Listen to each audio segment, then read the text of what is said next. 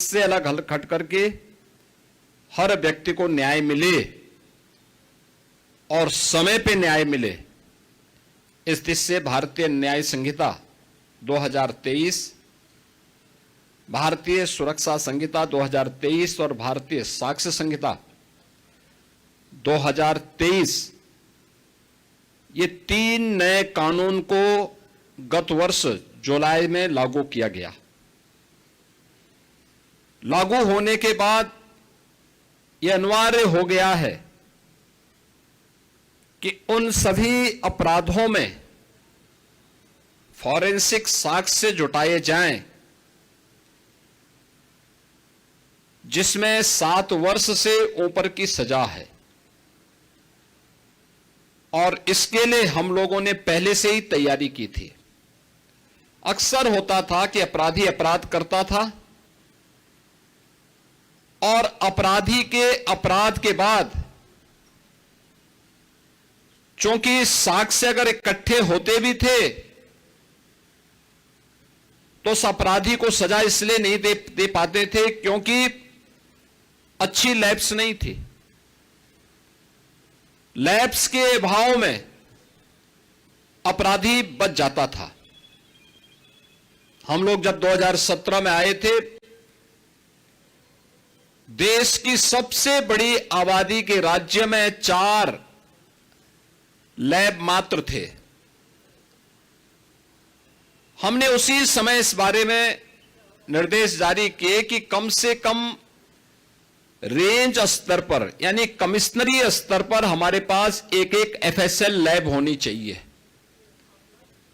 और इसके लिए प्रयास प्रारंभ हुए।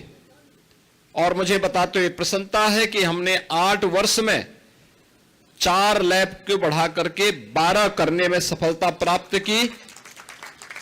18 कमिश्नरी उत्तर प्रदेश में हैं, हर कमिश्नरी में एक लैब हो। उसके लिए हम लोगों ने 6 अन्य स्वीकृत करके वे आज निर्माणाधीन हैं, यानी 18 ये सभी लैब बन जाएंगे तो 18 लैब्स हमारे पास प्रदेश में होंगी। और वह लैब भी केवल सामान्य नहीं, जिनमें हर प्रकार के फॉरेंसिक साइंस से जुड़े हुए उस पहलू की जांच की जा सकती है जिससे अपराधी के खिलाफ एक ठोस साक्ष्य समय पे हम न्यायालय में प्रस्तुत करके उसे दंडित करवा सकें और एक पीड़ित व्यक्ति को न्याय दिला सकें। इस अवधारणा पर आधारित यह व्यवस्था प्रदेश में लागू की गई और इसके लिए हर एक जनपद में व्यवस्था की गई कि वहां पे मोबाइल फॉरेंसिक लैब भी दिए जाएं। 75 जनपद हैं प्रदेश में, हर जनपद में हमने 2-2 वैन इस रूप में उपलब्ध करवाए हैं जो साक्ष्य कलेक्ट कर सकें। अब ऐसा नहीं कि कोई व्यक्ति अपराध करेगा, पीड़ित भटक रहा है, वर्षों से वह तड़प रहा है, अपराधी मौज मस्ती कर रहा है क्योंकि उसके खिलाफ साक्ष्य नहीं है और इसलिए वह बच निकलता है, लेकिन अब बचेगा नहीं क्योंकि अपराध होने के कुछ ही घंटे के अंदर उसके खिलाफ पुख्ता साक्ष्य होगा और साक्ष्य के साथ साथ लैब भी होगी जहां पे एक्सपर्ट बता देगा कि हां यह इस व्यक्ति से मिलता जुलता है और इस व्यक्ति ने यह अपराध कारित किया है। वह कोई भी इस प्रकार का अपराध हो, कहीं दुष्कर्म के मामले आते हैं, कहीं पे आतंकी घटनाएं घटित होती हैं, कहीं पे कोई फायर करके अपने लाइसेंसी असले से फायर करके किसी की हत्या करने का प्रयास करता है। बैलिस्टिक जांच करने में बहुत समय लगता था, अब ऐसा नहीं हो पाएगा। और डीएनए जांच की सुविधा भी अब गोरखपुर की इस लैब में उपलब्ध करवा दिया गया है। कोई भी व्यक्ति अपराध करेगा तो बच नहीं निकल सकता है और इन सबको जोड़ने के लिए उत्तर प्रदेश के युवाओं को इसके माध्यम से अधिक रोजगार प्राप्त हो सके, हम लोगों ने प्रदेश में लखनऊ में यूपी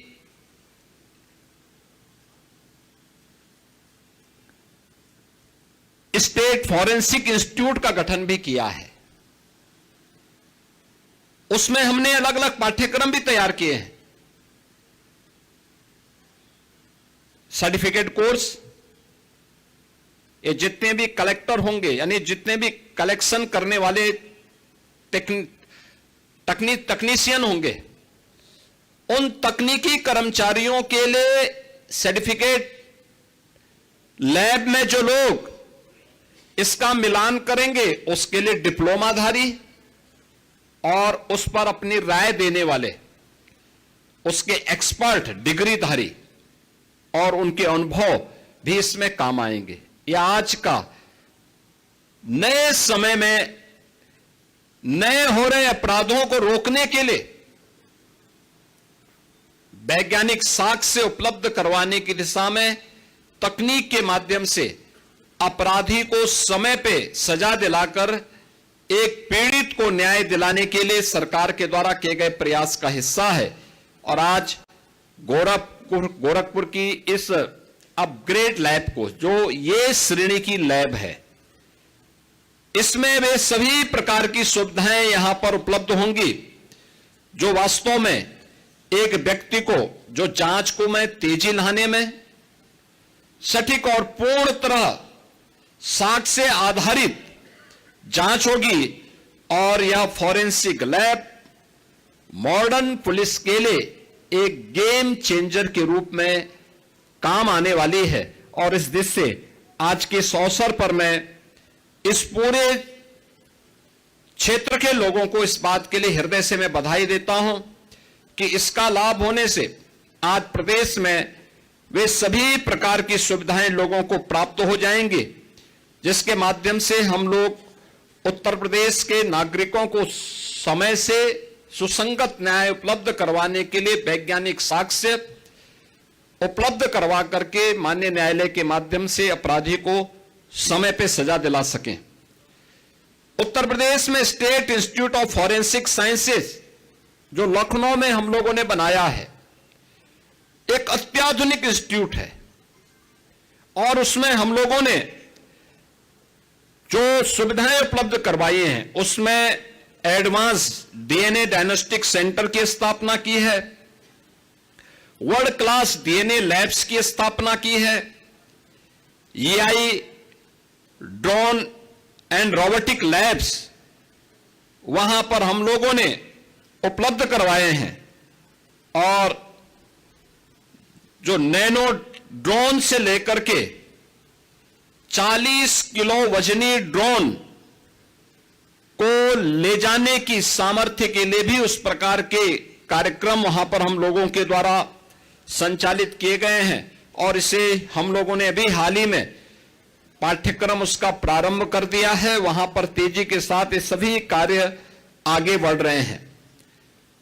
प्रदेश सरकार का जो लक्ष्य है, हर मंडल में अत्याधुनिक एफएसएल लैब बने, एआई बेस्ड फॉरेंसिक एनालिसिस की व्यवस्था प्रदेश के अंदर उपलब्ध हो जाए, साइबर फॉरेंसिक को एक ग्लोबल स्टैंडर्ड तक लेके जाना, डीएनए के परीक्षण की क्षमता को भी कई गुना बढ़ाना और क्राइम साइंस मैनेजमेंट को पूरी तरह वैज्ञानिक बनाने की दिशा में सरकार के द्वारा किए जाने वाले प्रयास का यह हिस्सा है।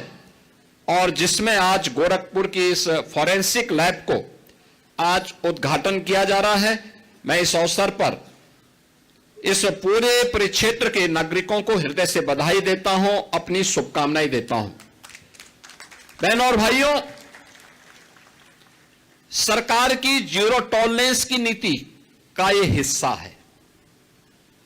और जीरो टॉलरेंस की नीति के अंतर्गत सरकार ने जो प्रदेश के अंदर 2017 से ही रूल ऑफ लॉ लागू हो, इसके लिए जो प्रयास प्रारंभ किए, इसके लिए भर्ती की प्रक्रिया को तेजी के साथ आगे बढ़ाने।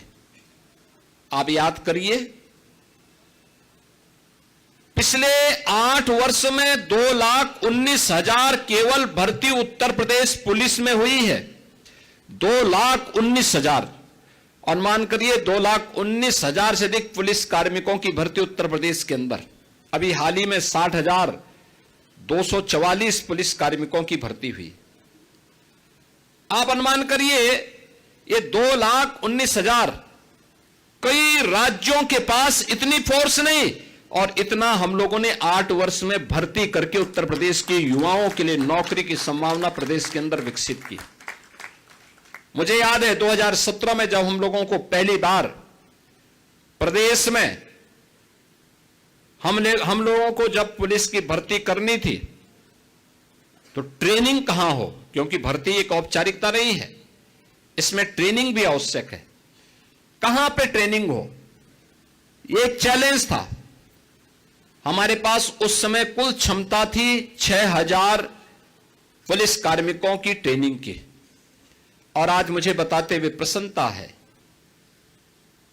कि उस समय हमें जब 30,000 की पहली भर्ती हम लोगों ने निकाली थी, तो ट्रेनिंग के लिए 2017 में हमें मिलिट्री के, पैरामिलिट्री के ट्रेनिंग सेंटर भी किराए पे लेने पड़े थे, और अन्य राज्यों के भी ट्रेनिंग सेंटर किराए पे लेने पड़े थे।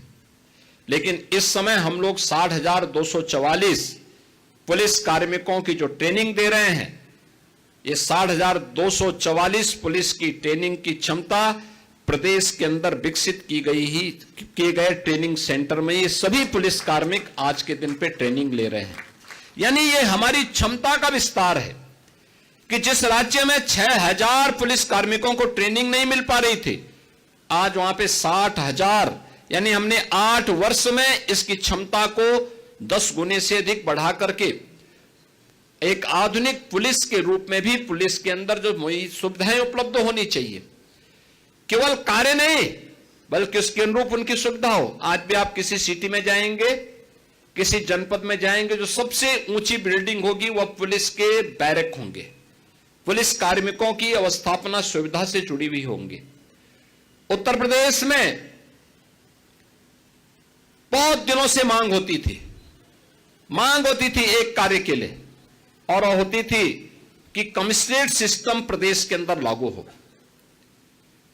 यानी दशकों से मांग थी, 50 साल पुरानी ये मांग थी। 1970 में पहली बार ये मांग उठी थी, नहीं लागू हो पाई, और हम लोगों ने 2020 में इस प्रक्रिया को आगे बढ़ाया। अब तक 7 जिले ऐसे हैं जहां पुलिस कमिश्नरेट सिस्टम हम लागू कर चुके हैं। ये पुलिस की मॉडर्नाइजेशन का उसका एक पार्ट है। सेफ सिटी के लिए 2016 में माननीय उच्चतम न्यायालय ने इसके बारे में देश के सभी राज्यों को आदेशित किया था, लेकिन इस पे अनिर्णय का शिकार बना हुआ था पूरी मशीनरी। हम लोगों ने आकर के आज प्रदेश के अंदर 17 म्युनिसिपल कॉर्पोरेशन को और नोएडा, ग्रेटर नोएडा को सेफ सिटी के रूप में integrated command and control centre के साथ जोड़ते हुए आज 13 लाख से अधिक सीसीटीवी कैमरे लगा करके उस पूरी की व्यवस्था को एकदम सुरक्षित बना दिया है। आज आप देखते होंगे, पहले तो अपराध होता नहीं, लेकिन अगर कहीं छिनैती या लूट की घटना घटित हो गई तो कुछ ही घंटों में अपराधी जेल के शिकंजों में होता है और लंगड़ाता हुआ चलता हुआ दिखाई देता है। यह नया प्रदेश है जो अपराध को स्वीकार नहीं करता है और अपराधियों को यह दिखाने का प्रयास भी करता है कि अगर अपराध किया तो उसकी कीमत उसे चुकानी पड़ेगी। प्रदेश के अंदर पिछली सरकारों ने पीएसी बल को पूरी तरह समाप्त करने की साजिश रची थी। हम लोगों ने उसको फिर से गठित किया। जो 34 कंपनियां समाप्त हो गई थी उसका पुनर्गठन कर दिया।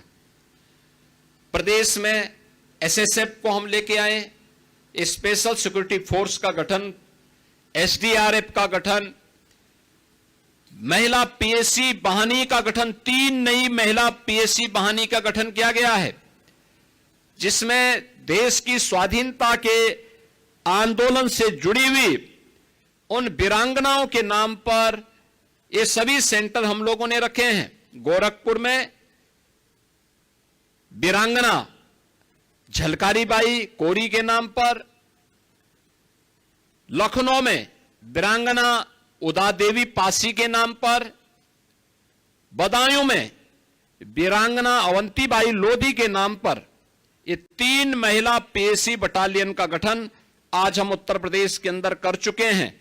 5 नई पीएसी बटालियन बलरामपुर, जालौन, मिर्जापुर, शामली और बिजनौर के लिए भी स्वीकृति देकर के इन कार्यक्रमों को आगे बढ़ाने का कार्य हुआ है।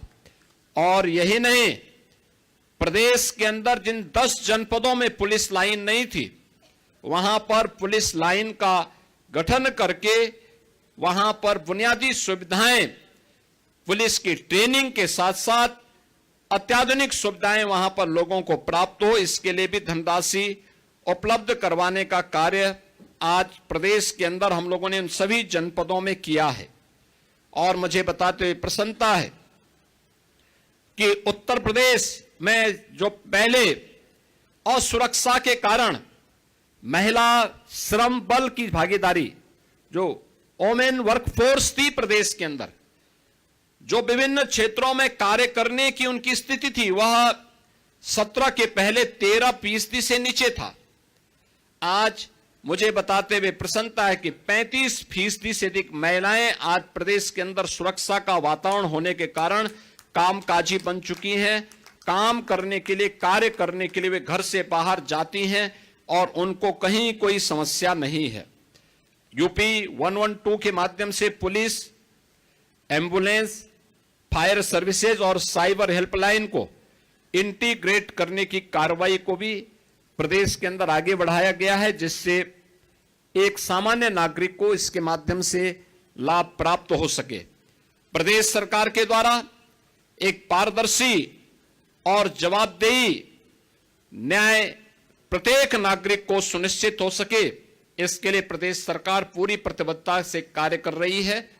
आज यहां पर गोरखपुर की ये ग्रेड की एफएसएल लैब का ये लोकार्पण उसी क्रम का हिस्सा है, जिसमें सबको सुरक्षा और सबको सम्मान के भाव के साथ जहां सरकार की प्रतिबद्धता झलकती है, वही सरकार की जीरो टॉलरेंस की नीति अपराध और अपराधियों के प्रति इस प्रकार के लैब के माध्यम से एक नई ऊंचाई तक पहुंचती है।